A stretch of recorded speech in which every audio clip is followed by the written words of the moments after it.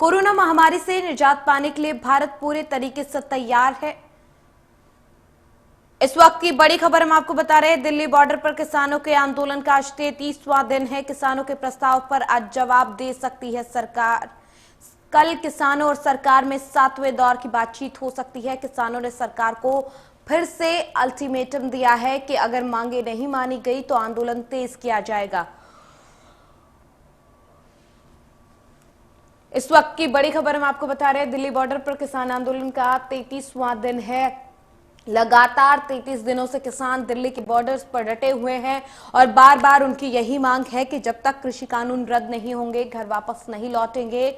एक बार फिर सरकार की तरफ से चिट्ठी लिखी गई थी बातचीत को लेकर, जिसको लेकर किसान तैयार हो गए हैं और अब किसानों का कहना है कि वो बातचीत के लिए तैयार हैं, लेकिन 4 सूत्रीय मांगे उन्होंने अपनी रखी हैं और उन मांगों को लेकर उन्होंने एक बार फिर से अल्टीमेटम दिया है कि अगर मांगों को नहीं माना जाता है तो वो अपने आंदोलन को और बड़ा करेंगे।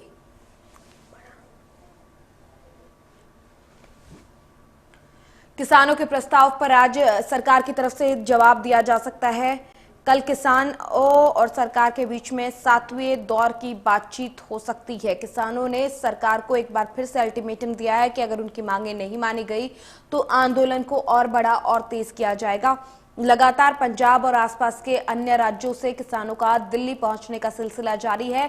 लगातार स्थिति गंभीर होती जा रही है क्योंकि किसानों की संख्या बढ़ती जा रही है और ऐसे में प्रशासन के सामने भी बड़ी चेतावनी है व्यवस्था को संभाले रखना। और इसी तरीके से लगातार किसान पहुंच रहे हैं दिल्ली के बॉर्डर्स पर। पंजाब से हर दिन हजारों की संख्या में किसान दिल्ली बॉर्डर की तरफ रुख कर रहे हैं, कूच किया जा रहा है उनकी तरफ से। और सिंघू बॉर्डर पर किसान पहुंच रहे हैं। सिंघू बॉर्डर हो, टीकरी बॉर्डर हो, चिल्ला बॉर्डर, गाजीपुर बॉर्डर, हर तरफ किसान डटे हुए हैं 33 दिनों से और लगातार उनका विरोध है जो वो जारी है।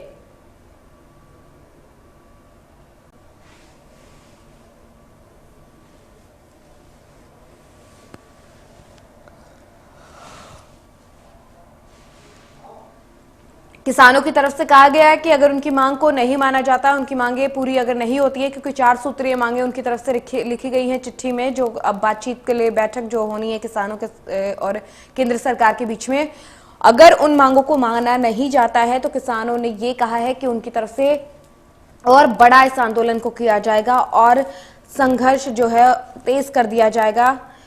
बता दें कि लगातार अलग अलग राज्यों से किसान काफी संख्या में दिल्ली बॉर्डर पर पहुंच रहे हैं और मांगे न मानने पर आंदोलन को और तेज करने की चेतावनी दी गई है। आज भूख हड़ताल भी रखी गई है।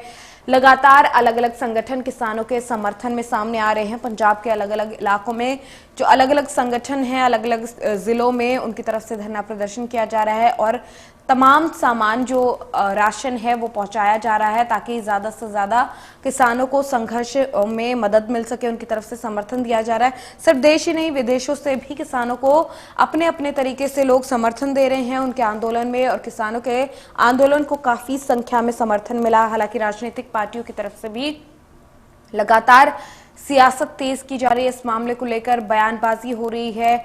शुरू से ही मामले को राजनीतिक बनाने की कोशिश की जा रही है और किसानों के आंदोलन को पूरे तरीके से राजनीतिक करने की कोशिश की जा रही है। राजनीतिक पार्टियों की तरफ से बार पलटवार का दौर भी जारी है और ऐसे में किसानों का, हालांकि किसान शुरू से यही कहते आए हैं कि किसी भी राजनीतिक दल को अपने इस आंदोलन को इस्तेमाल करने नहीं देंगे, लेकिन फिर भी राजनीतिक पार्टियां अपना अपना समर्थन अपने अपने तरीके से दिखा रहे। इससे पहले किसानों की तरफ से कल थाली और ताली बजाकर पीएम के मन की बात कार्यक्रम का विरोध भी किया गया था।